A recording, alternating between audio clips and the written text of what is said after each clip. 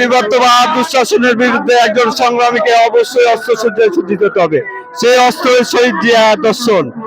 আজ তারেক রহমান বাংলাদেশের মাটিতে আসছে, আমরা তাকে বরণ করব হাসি মুখে এবং দেশের স্বাধীনতা, দেশের সার্বভৌমত্ব, দেশের গণতন্ত্র, দেশের মাটি ও মান অধিকারের জন্য আমরা কাজ করব।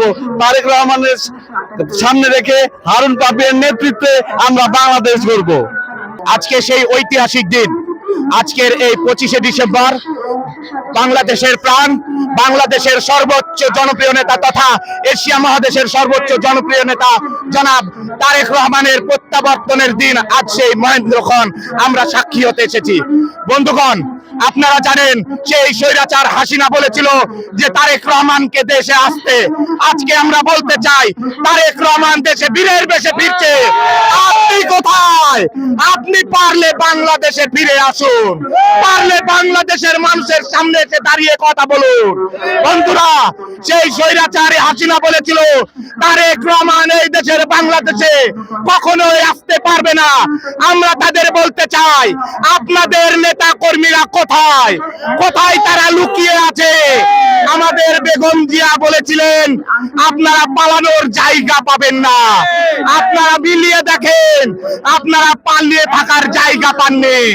আপনারা ভারত গেছেন, ভারত সরকারের মাধ্যমে বিভিন্ন জায়গায় আপনারা যাওয়ার চেষ্টা করেছেন, প্রত্যেকটা দেশ আপনাদের প্রত্যাখ্যান করেছে।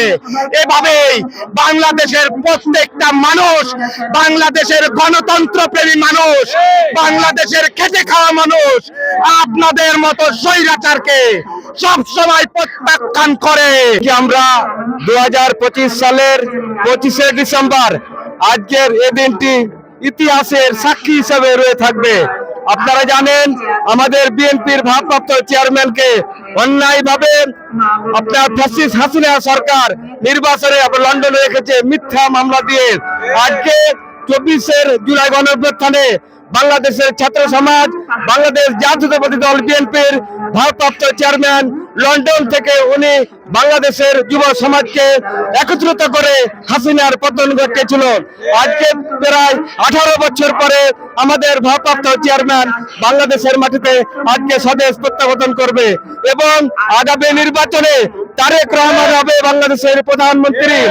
আমরা চাঁপাইনবাবগঞ্জ সদর 3 আসনের হারুন এমপির পক্ষ থেকে আমরা 50,000 লোক নিয়ে আমরা এই রাজধানীতে আমরা উপস্থিত হয়েছি। চাঁপাইনবাবগঞ্জের অহংকার হারুন পাপিয়া জিন্দাবাদ।